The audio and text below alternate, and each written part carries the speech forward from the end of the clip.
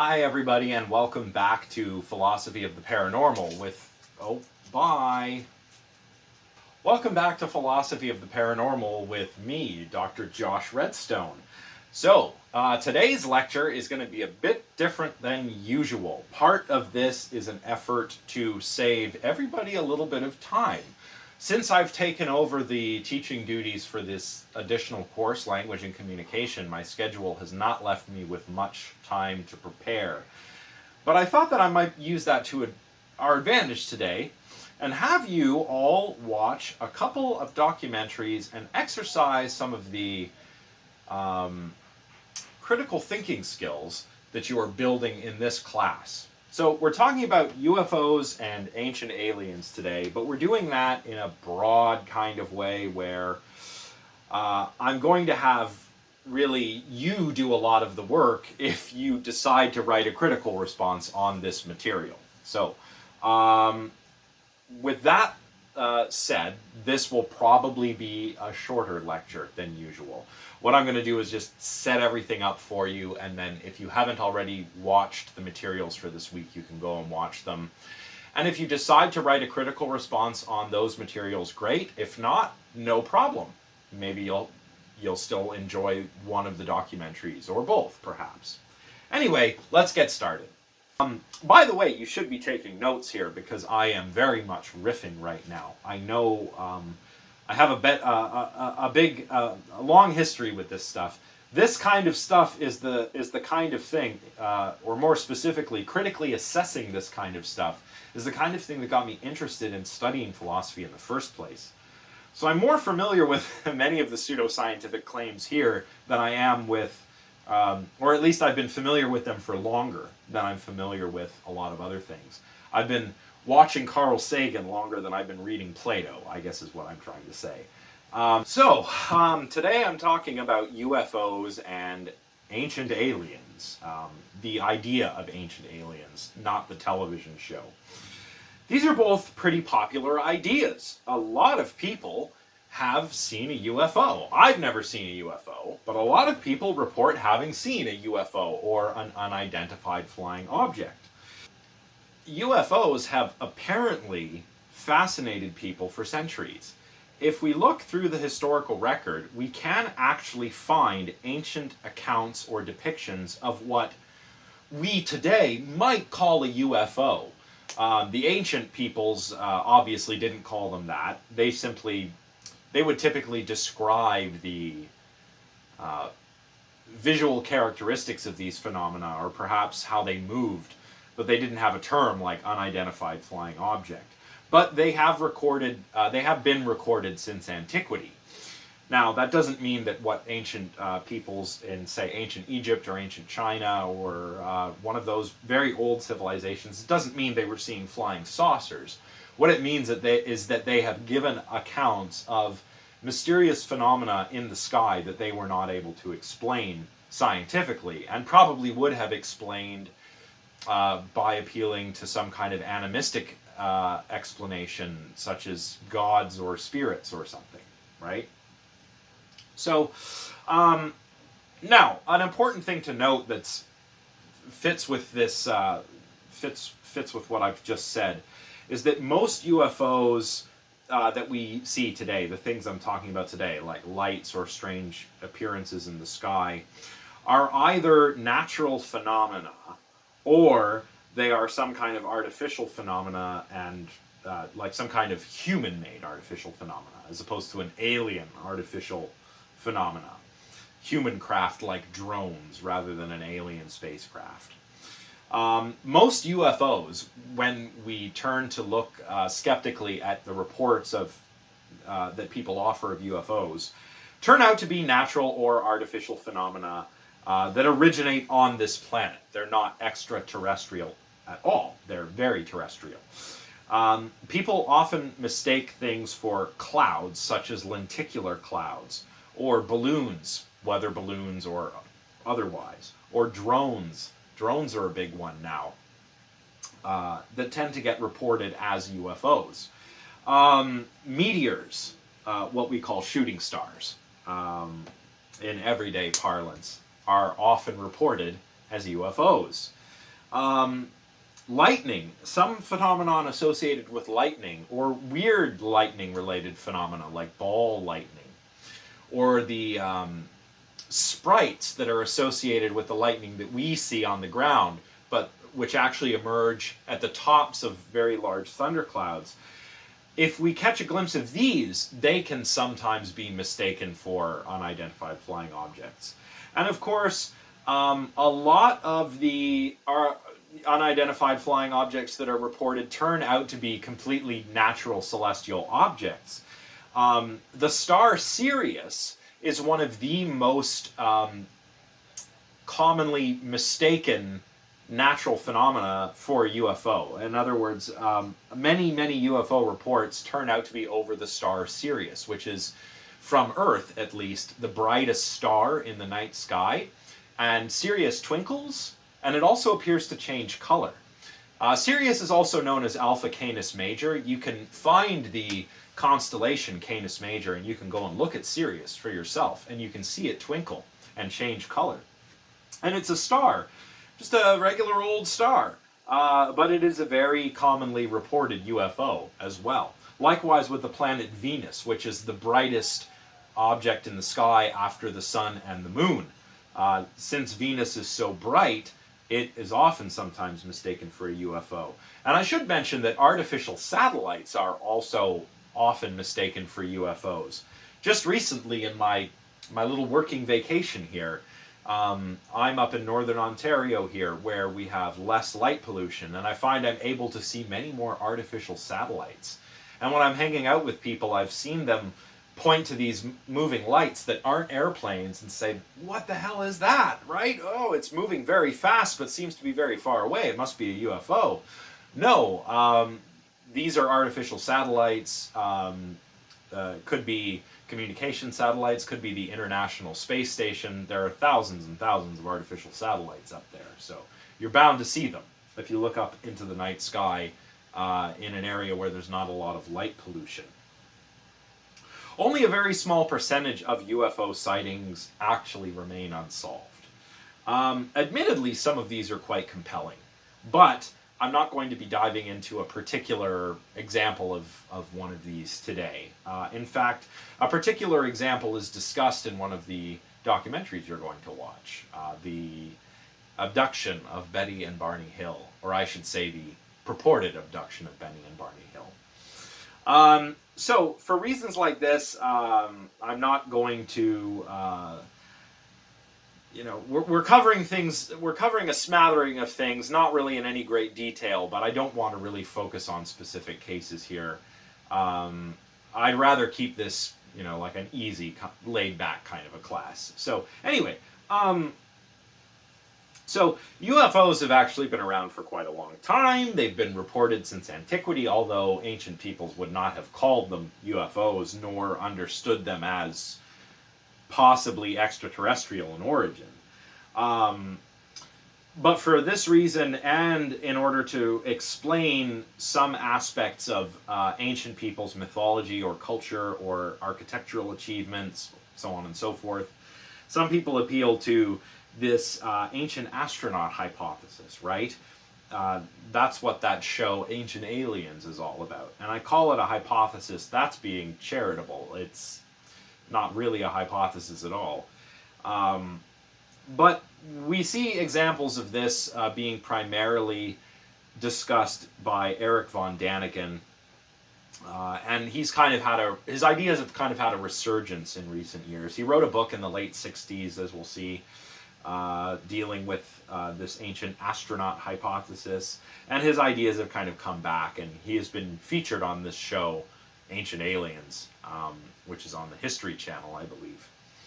Anyway, I'm not going to address particular claims.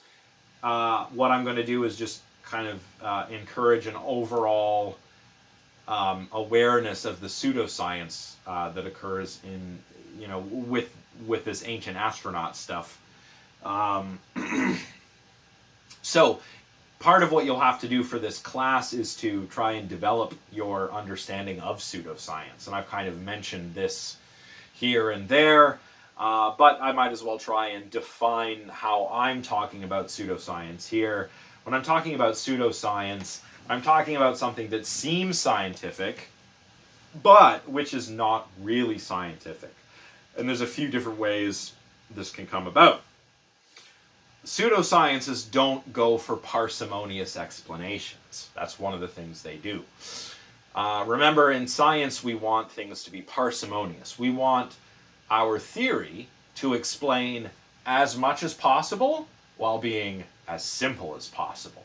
And that's why people refer to Occam's razor here. The simplest answer is usually the correct one. That's not really Occam's razor. That's a modern paraphrase of Occam's razor. But essentially, we want big explanatory power and simplicity in terms of how that explanation is achieved.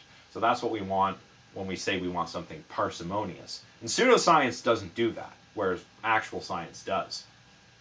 Another thing pseudoscience does is offer unfalsifiable hypotheses.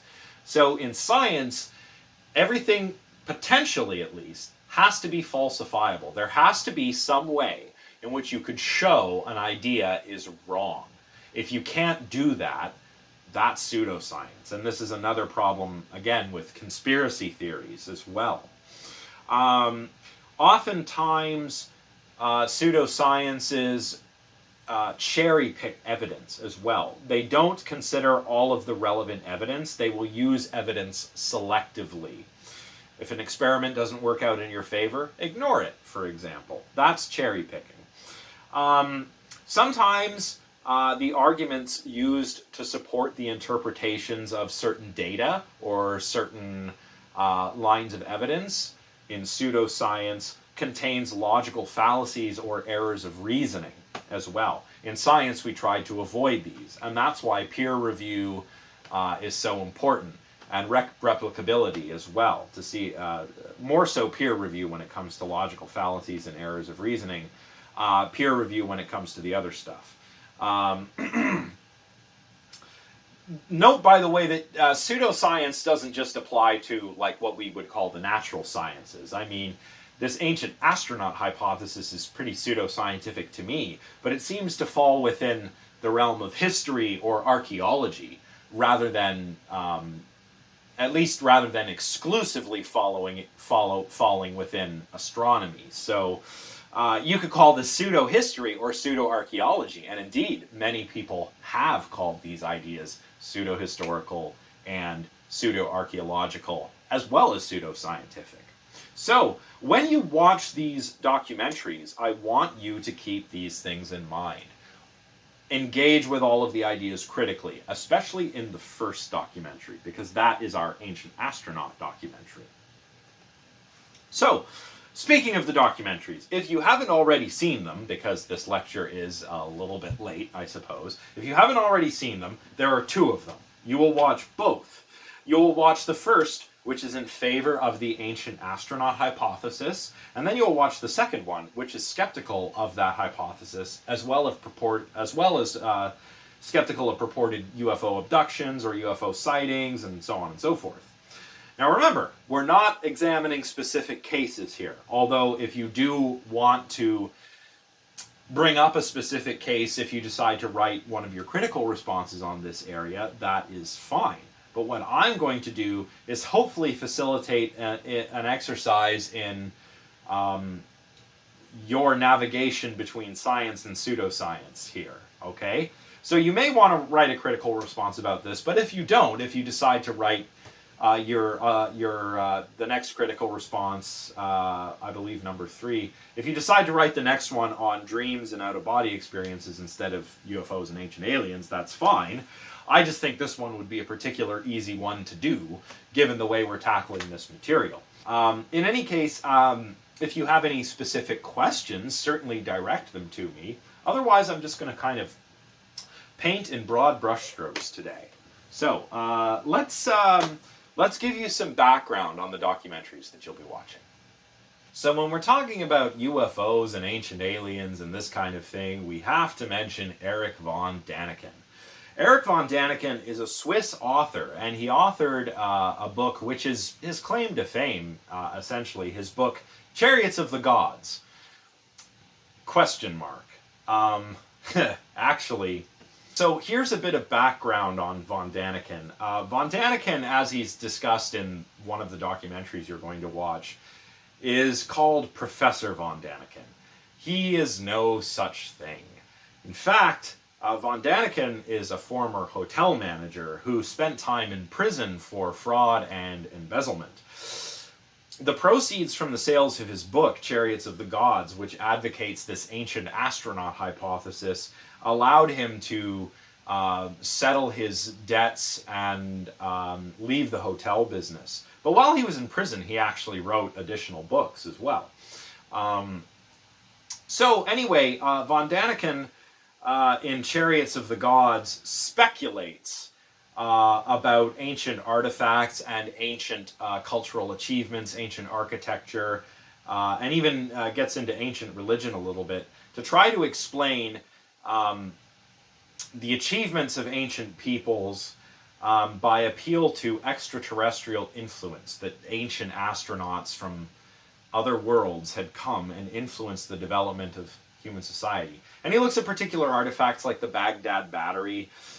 He looks at, like the heads of Easter Island, the Nazca Lines, the pyramids in ancient Egypt. He also looks at religions of some of these cultures and tries to establish that the religion doesn't actually talk about gods, but extraterrestrial life forms, hence Chariots of the Gods. So von Daniken himself doesn't appear in this episode of In Search of Ancient Astronauts. This is an episode, the series premiere actually, of a television series, an American television series called In Search of, which was eventually hosted by Leonard Nimoy, who played Spock. Our episode is not, but unfortunately, what are you going to do? Anyway, this is a series that explores unexplained phenomena. It started airing in the late 1970s, and this is the first one. It's all about ancient astronauts. Von Daniken isn't interviewed. He doesn't really appear in the episode. He is referred to as Professor Von Daniken, which he is not. Even though he doesn't appear in a direct way, his ideas are heavily featured. This is borrowing from Chariots of the Gods, this documentary. Now, I can't critically assess every single claim in this thing, in this documentary. There are simply too many of them. In any case, that's kind of your job, should you write a critical response on this. And again, I just thought watching something might make a nice change from reading something. And we're all very busy right now. If you don't like this documentary, that's unfortunate. I don't really like it that much. I think it might be interesting to put on as background music to fall asleep to, or perhaps to create some kind of lo-fi atmospheric trip-hop music. But as far as being a serious documentary, it is not one. But you should be aware of the fact that these claims are pretty old, and so, if you've seen Ancient Aliens or something on History Television and found that convincing or mind-blowing, well, these ideas are not new and they have been critically dealt with before. Well, that's it for that. What about the next piece of viewing that I have lined up for you? Let's take a look at that. So the next bit of viewing is an episode of Cosmos by Carl Sagan, which is just the best science show ever, if you ask me. So who was Carl Sagan?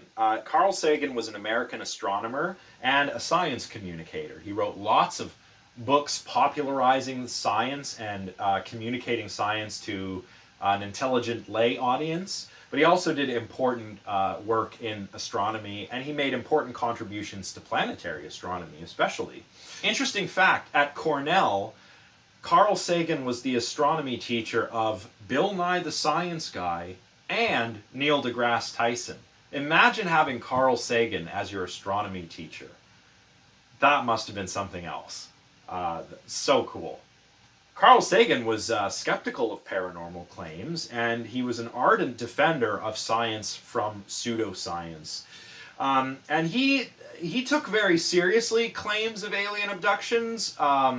and of course the possibility of alien life in the universe, but he tried to explore these claims critically, as a scientist would. So really, if In Search of Ancient Astronauts is your example of pseudoscience and pseudoscience communication, Cosmos is going to be your example of proper science communication and even engaging against pseudoscience. So Sagan was a challenger of pseudoscience. He was also an early proponent of addressing climate change. He was talking about the issue before it was on most politicians' radar maps. Carl Sagan was also a user of and advocate for the legality of marijuana. So that's another interesting fact about Carl Sagan. If you snuck one in, now's the time to spark it up before you watch Cosmos. So Cosmos, A Personal Voyage, is the title of the series, and it was a 13-part documentary series that premiered on PBS in the 1980s, presented by Sagan and written by Sagan, as well as his partner Ann Druyan and Steven Soter. It's one of the most successful science programs that has ever been produced. It's been seen by about 500 million people in over 60 countries around the world since it first aired. And it's gotten a couple of sequel series in recent years as well that are hosted by Neil deGrasse Tyson. You've probably seen some of those, but maybe you haven't seen the original series. Although if you like Neil deGrasse Tyson's Cosmos, I think you'll really like Carl Sagan's Cosmos. So do check out more episodes besides this one if you like this kind of thing. I think this series has aged very, very well. Not just in terms of its of what it teaches, the science that it teaches. Maybe you could argue that it hasn't aged well in terms of the soundtrack or the wardrobe or the special effects. I personally think it's great. I love popping an episode of Cosmos on and just getting that early 70s, late 80s synthesizer, outer space aesthetic. It's fantastic. Then again, I am very nostalgic for this series. But what you can't criticize it on is how well it's held up in terms of what it teaches and how it teaches it. This was a very forward-thinking series, and I think you'll see some of that in the episode that we're going to watch, where Carl Sagan recounts the Hill abduction case, a very famous purported case of alien abduction. He recounts how we learn to understand the ancient Egyptian language and uses that as a kind of springboard to talk about how we might communicate with alien life. He also talks about the possibility of alien life using the Drake equation, and how we would communicate. Well, we'd need a Rosetta Stone, as it were, a sort of language of math and science that everyone could understand. This is one of the coolest parts of this program.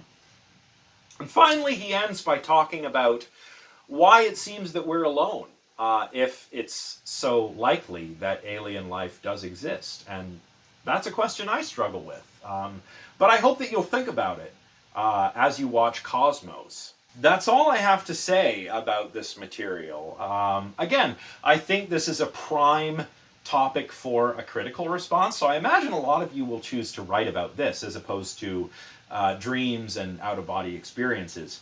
But I am going to talk about some interesting stuff during the dreams lecture as well. Not just out-of-body experiences, but I'm going to talk about lucid dreams as well, and how lucid dreams used to be this parapsychological thing that, nobody really took those seriously.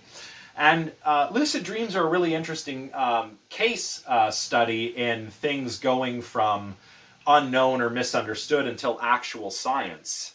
It's the kind of thing that should happen. What happened with lucid dreams and how people studied lucid dreams, how it went from this parapsychological thing to something that was shown to be a genuine phenomenon. That's the kind of thing that should have happened with ESP and some of the other things we've been talking about if they were real. But the fact that it hasn't suggests that they aren't. So lucid dreaming and lucid dreams is a great case study in when parapsychology succeeds, it kind of just becomes psychology. So anyway, we'll talk about that, and we'll talk about out-of-body experiences, which are a kind of dream where you feel as though your conscious mind has left your body. You'll want to read chapter 23 from Susan Blackmore, which is already on See You Learn, and a short article. It's not really a proper paper, but a short article by Lynn Levitin and Stephen LeBerge, also on See You Learn. All right, that's it for today. I will see you next time for the Dreams lecture, which I'm going to get done as soon as I can to try and get us all caught up. All right? In the meantime, stay safe, study hard, and I'll see you all next time. All right. Bye, everybody.